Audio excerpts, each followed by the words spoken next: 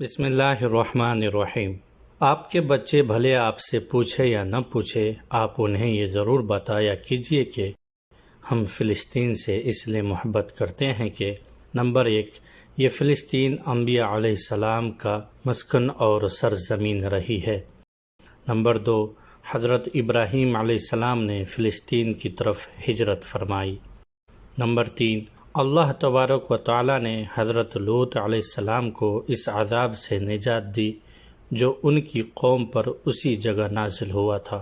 Number 4، حضرت داؤد علیہ السلام نے اسی سرزمین پر سکونت رکھی اور یہی اپنا ایک محراب بھی تعمیر فرمایا۔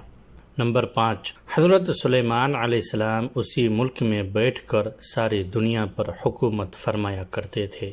نمبر 6، چونٹی کا وہ مشہور قصہ جس میں ایک چونٹی نے اپنے باقی ساتھیوں سے کہا تھا، اے چونٹیوں اپنے بلوں میں گھس جاؤ، یہیں اس ملک میں واقع اسقلان شہر کی ایک وادی میں پیش آیا تھا جس کا نام بعد میں وادی النمل چونٹیوں کی وادی رکھ دیا گیا تھا۔ نمبر 7، حضرت زکریہ علیہ السلام کا محراب بھی اسی شہر میں ہے۔ نمبر 8، حضرت موسیٰ علیہ السلام نے اسی ملک کے بارے میں اپنے ساتھیوں سے کہا تھا کہ اس مقدس شہر میں داخل ہو جاؤ۔ انہوں نے اس شہر کو مقدس، اس شہر کے شرک سے پاک ہونے اور انبیاء علیہ السلام کا مسکن ہونے کی وجہ سے کہا تھا۔ نمبر 9، اس شہر میں کئی معجزات وقوع پذیر ہوئے جن میں ایک کنواری بی بی حضرت مریم کا بطن سے حضرت عیسیٰ علیہ السلام کی ولادت مبارک بھی ہے۔ نمبر 10، حضرت عیسیٰ علیہ السلام کو جب ان کی قوم نے قتل کرنا چاہا تو اللہ تبارک و تعالیٰ نے انہیں اسی شہر سے آسمان پر اٹھا لیا تھا۔ نمبر 11، ولادت کے بعد جب عورت اپنی جسمانی کمزوری کے انتہا پر ہوتی ہے، ایسی حالت میں بی بی مریم کا کھجور کے تنے کو ہلا دینا بھی ایک معجزہ الہی ہے۔ نمبر 12، قیامت کے علامات میں سے ایک حضرت عیسیٰ علیہ السلام کا زمین پر واپس تشریف اسی شہر کے مقام سفید مینار کے پاس ہوگا۔ نمبر 13، اسی شہر کے ہی مقام باب لد پر حضرت عیسیٰ علیہ السلام مسیح دجال کو قتل کریں گے۔ نمبر 14، فلسطین ہی ارض محشر ہے۔ نمبر 15، اسی شہر سے ہی یاجوج و ماجوج کا زمین میں قتال اور فساد کا کام شروع ہوگا۔ نمبر 16، اس شہر میں وقوع پذیر ہونے والے قصوں میں سے ایک قصہ طالوت اور جالوت کا بھی ہے۔ نمبر 17، فلسطین کو نماز کی فرضیت کے بعد مسلمانوں کا قبلہ اول ہونے کا اعزاز بھی حاصل ہے۔ ہجرت کے بعد حضرت جبرائیل علیہ السلام دوران نماز ہی حکم ربی سے آقا علیہ السلام کو مسجد اقصی فلسطین سے بیت اللہ کعبہ مشرفہ مکہ مکرمہ کی طرف رخ کرا گئے تھے۔ جس مسجد میں یہ واقع پیش آیا وہ مسجد آج بھی مسجد قبلتین کہلاتی ہے۔ نمبر 18، حضور اکرم صلی اللہ علیہ وسلم معراج کی رات آسمان پر لے جانے سے پہلے مکہ مکرمہ سے یہاں بیت المقدس فلسطین لائے گئے۔ نمبر 19، سرکار دو عالم صلی اللہ علیہ وسلم کی اقتداء میں انبیاء علیہ السلام نے یہاں نماز ادا فرمائی۔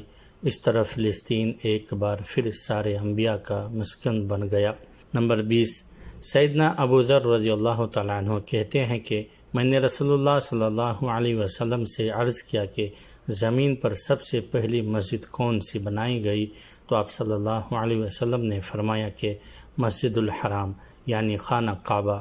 میں نے عرض کیا کہ پھر کون سی مسجد بنائی گئی، تو آپ صلی اللہ علیہ وسلم نے فرمایا کہ مسجد اقصی یعنی بیت المقدس۔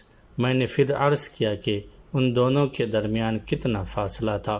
آپ صلی اللہ علیہ وسلم نے فرمایا کہ 40 برس کا، اور تو جہاں بھی نماز کا وقت پالے وہیں نماز ادا کر لے، پس وہ مسجد ہی ہے۔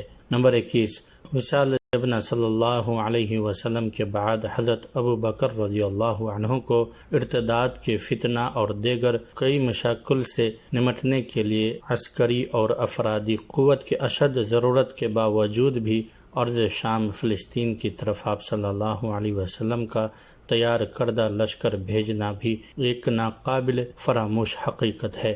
نمبر 22، اسلام کے سنہری دور فاروقی میں دنیا بھر کی فتوحات کو چھوڑ کر محض فلسطین کی فتح کے لیے خود سیدنا عمر کا چل کر جانا اور یہاں پر جا کر نماز ادا کرنا اس شہر کی عظمت کو اجاگر کرتا ہے۔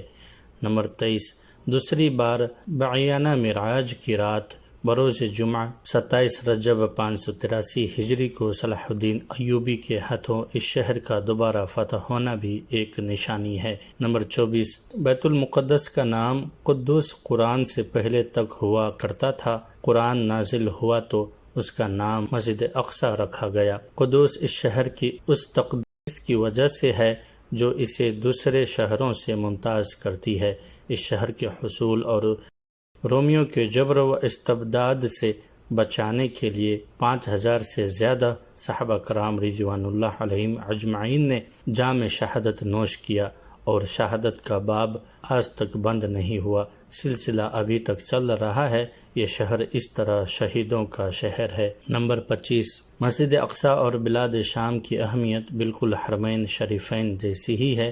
جب قرآن پاک کی یہ آیت والتین والزیتون وطور سینین وہذا البلد الامین نازل ہوئی تو ابن عباس کہتے ہیں کہ ہم نے بلاد شام کو التین انجیر سے، بلاد فلسطین کو زیتون سے اور طور سینین کو مصر کے پہاڑ کوہ طور جس پر جا کر حضرت موسیٰ علیہ السلام اللہ پاک سے کلام کیا کرتے تھے سے استدلال کیا، اور قرآن پاک کی یہ آیت مبارک وَلَقَدْ كَتَبْنَا فِي الزَّبُورِ مِن بَعْدِ الذِّكْرِ أَنْ أَرْضَ يَرْثُهَا عِبَادِ الصَّالِحُونَ سے یہ استدلال لیا گیا کہ امت محمد حقیقت میں اس مقدس سرزمین کی وارث ہے۔ نمبر 27، فلسطین کی عظمت کا اندازہ اس بات سے بھی لگایا جا سکتا ہے، یہاں پر پڑھی جانے والی نماز کا اجر 500 گنا بڑھا کر دیا جاتا ہے۔